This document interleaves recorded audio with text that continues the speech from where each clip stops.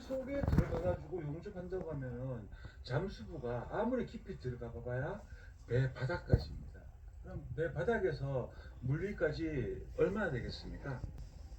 그런데 그냥 못 있게 해요.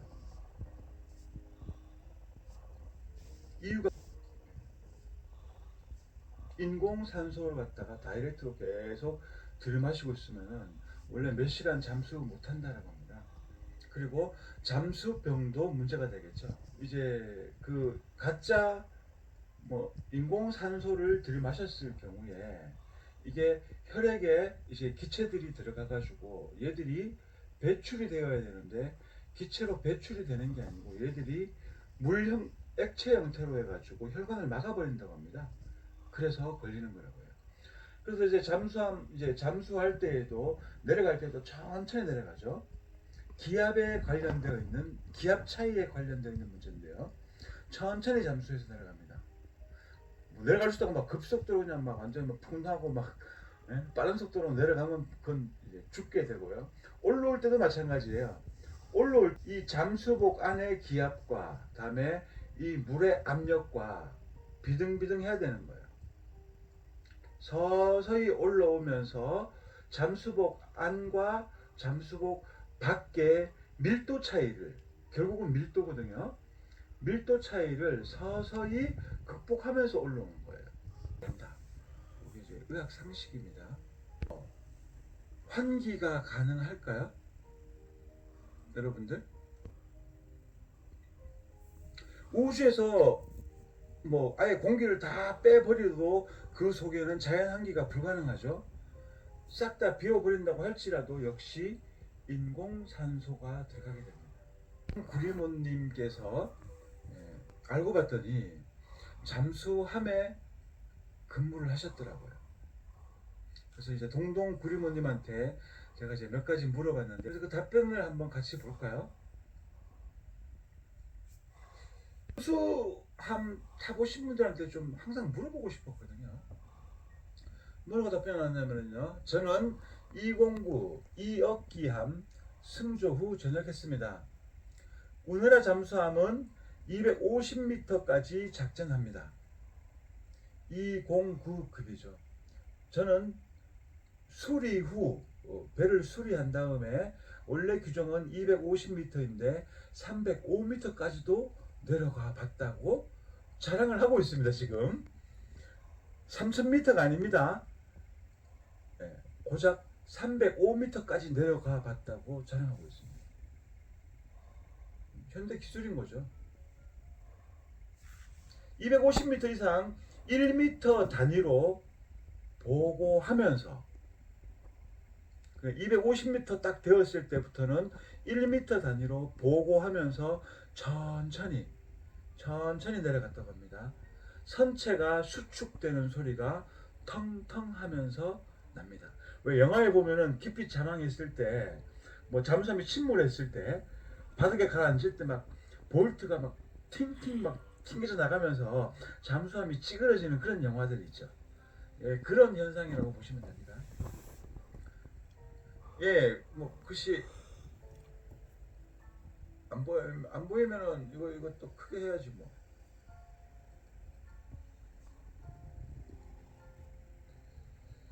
자, 사실 이제 너무 크죠.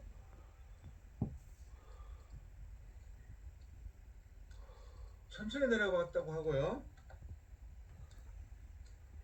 자, 평균 작전 심도 150m.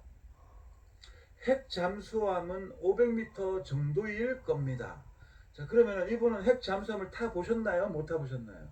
추측하는 걸로 봐서는 타보지는 못하신 거예요. 그런데 이제 아무래도 이제 잠수함에 근무하셨으니까 뭐 듣는 얘기들이 있죠. 그래서 핵 잠수함은 500m까지 내려간대 이런 걸 들으신 거예요. 수치는 찾아보지 않아서 정확한지 모르겠네요.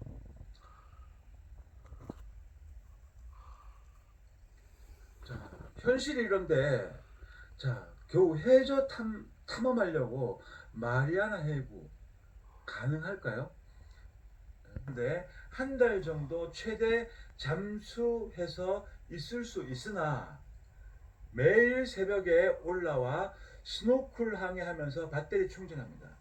이제 디젤 기관이라 가지고 연료를 때워야겠죠. 연료를 때우면 매연이 발생합니다.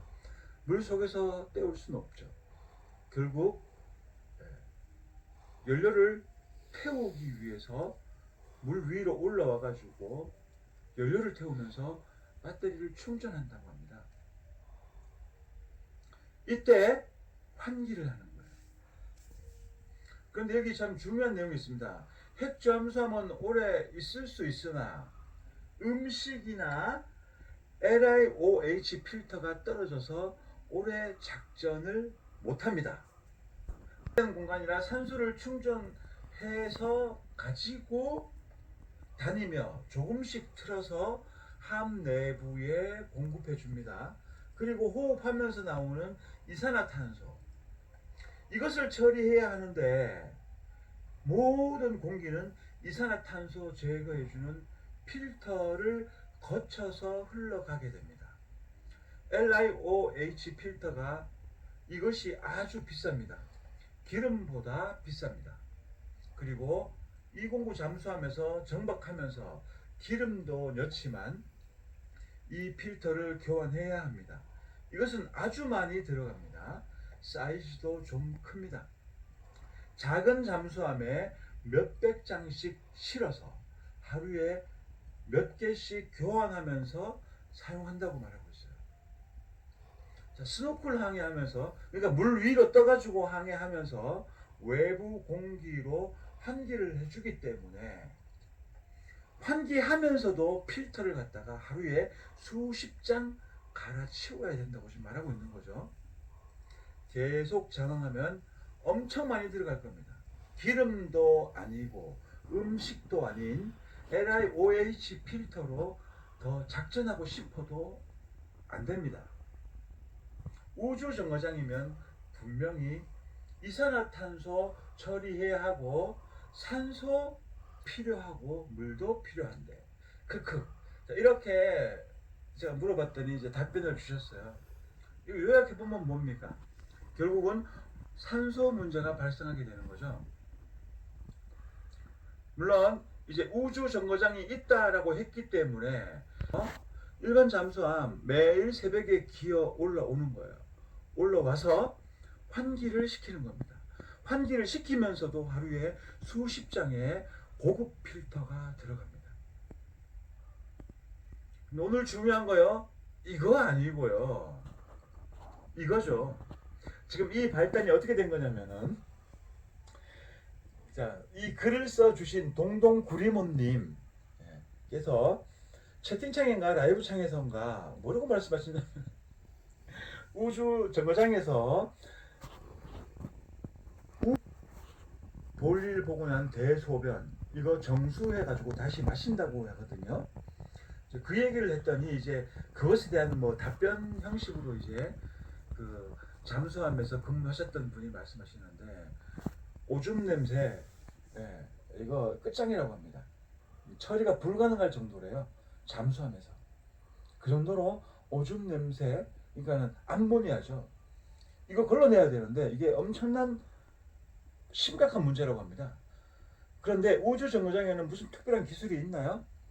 여러분들 알듯이 우주 정거장은 자연 환기가 불가능합니다. 뭐 1년에 한 번이라도 뭐 자연 환기 할 수 있으면 참 좋겠는데 그것마저도 불가능해요.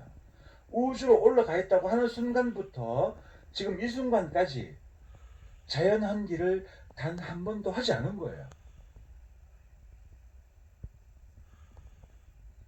제가 이 주제를 가지고 방송을 하고 싶어가지고 옛날부터 그 참 잠수함 관계자 좀 어디 없나 항상 그랬었는데 의외로 동동구리몬님께서는 오래된 시청자거든요. 알고 봤더니 바로 옆에 있었어. 잠수함 근무하셨던 분이. 그러면은 정말 우주가 있고 인공 산소로 가능하다고 하면은요, 이것도 내길거리가 됩니다. 완전히 공간을 밀폐시켜 놓고 인공 산소 주입하고 거기서 사람이 일주일 버티나 못 버티나 그거 보면 되는 거잖아요. 세계적인 내기가 될 것 같은데요. 환기 어떻게 할 거예요? 우리가 숨을 쉬는데요. 우리가 소비하는 산소량은 엄청납니다. 왜냐하면 1분에도 호흡하는 세부지 않아서 몇 분 호흡하는지 모르겠네. 아무튼 끊임없이 호흡을 하고 있어요. 그것은 끊임없이 깨끗한 공기가 필요하다는 겁니다. 그런데 저런 환경에서 뭐 기록 보유한 사람이 저게 1년 몇 개월 있었다고 하던가 1년 몇 개월 동안 있었다고 하고 우주정거장에서 저 우주정거장은 저 암모니아 어떻게 할 겁니까? 여러분들 우주정거장 화장실 보셨잖아요.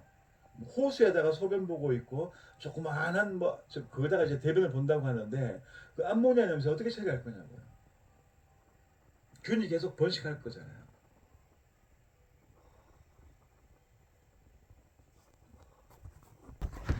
아무튼 우주정거장에서는 자기가 볼일을 본 변을 정수시켜가지고 그걸 다시 마신다고 해요. 아주 더러워 죽겠네 아주.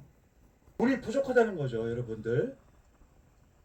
여러분들 안 그래요? 우주정거장에서 그만큼 물이 부족한 거예요. 그러니까 지들이 볼일을 본 소변도 정수해가지고 마신다고 하니 예. 마실 물도 부족한 우주에서 지금 저 떼거지로 사람들이 모여서 뭐하고 있는 걸까요? 지금 화면에 보이는 사람이 10명입니다. 10명인데 자 카메라 촬영하는 사람 있죠? 그럼 11명이죠. 그러면은 이럴 경우에 우주정거장은 누가 운전하고 있을까요? 우주정거장에 다양한 센서들이 있을 텐데 예? 100m가 되는 그 거대한 예? 우주정거장에 그거 누가 컨트롤하고 있을까요? 우주정거장 정원이 6명이라고 합니다. 근데 지금 보이는 사람만 10명, 촬영하는 사람 11명. 우주정거장 뭐 중요한 거 예? 여기가 잘 가고 있느냐 안 가는지 뭐 모니터링 해야 될 거 아니에요. 그런 사람들까지 합친다면 도대체 몇 명이 들어가야 되는 겁니까? 6명이서 우주정거장을 컨트롤한다는 것도 사실 빡센 거거든요. 그것도 우주정거장이 아주 탄탄해가지고 고장이 안 난다면 모르겠는데 이게 바로 LIOH 필터라고 하는데요. 굉장히 작아요. 근데 여러 개 꽂을 수 있게끔 되어 있네요.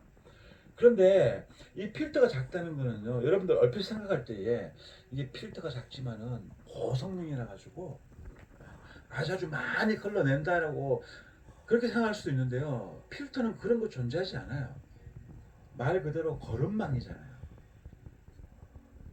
뭐 열려도 불가능하죠. 그까지 뭐 에어 쏴도 움직일 수 없지만은 에어 쏘면 움직일 수 있다고 칠 경우에 제가 어제 오늘이 어제 라이브죠. 어제 때 제가 어제 말씀드렸잖아요. 네? 태양의 중력을 거스르면서 화성까지 어떻게 날아갑니까? 무슨 연료를 써가지고 에어를 막 분사하면서 화성까지 가요? 지나가던 개가 웃는 거죠. 그런 걸 믿는다면은 생각이 아예 없는 거예요.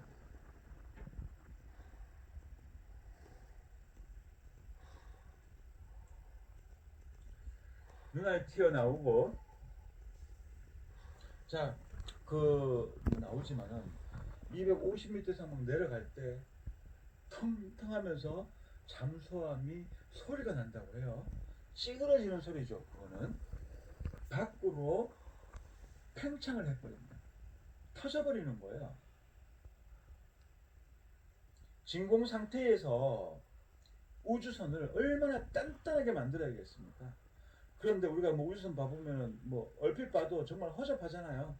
예, 볼트 쪼아놨고 잠수함 타고 내려가면은요 그 단단한 그 볼트도 있잖아요. 예, 다 그냥 막 튕겨서 나갑니다. 그 반대로 생각하시면 돼요. 진공에 가면은요 이게 밖으로 그냥 다 뜯겨서 나가버리는 거예요. 이 밀도의 힘이라는 것은요 상상을 초월합니다. 예, 밀도를 이길 수 있는 기술은 존재하지 않아요. 우리가 중력하고 있는데 사실 중력이 아니라 밀도입니다. 밀도는 아주 강력한 자연의 힘이고 그거를 거스를 수 있는 현존하는 기술이 존재하지 않아요. 전국 플랫어스 모임들 또 연합 구성해야죠. 연합. 아무튼 지금 할 수 있을 때 부진을 해야 됩니다. 왜냐하면 일루미나티 곧 통제 또 들어갈 거거든요. 그래서 들어가기 전에 할 수 있을 때 열심히 일을 해가지고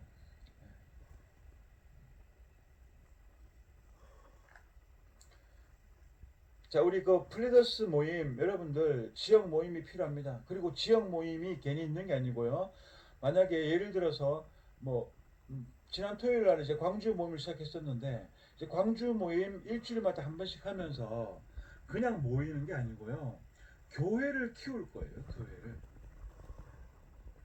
플랫어스를 인정하는 교회가 있다면은 합심해가지고 그 교회를 그 지역에 우뚝 서게끔 교회를 키우는 거죠.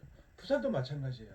부산도 이제 뜻 맞는 사람들끼리 처음에 모이는 건 작지만은 계속 뭐 인원이 추가되면서 감사하고 라이브 뭐 짧지만 아쉽지만 이해해 주시고 제가 할 일이 워낙 많은 관계로 이상 오늘 시청해 주셔서 감사합니다.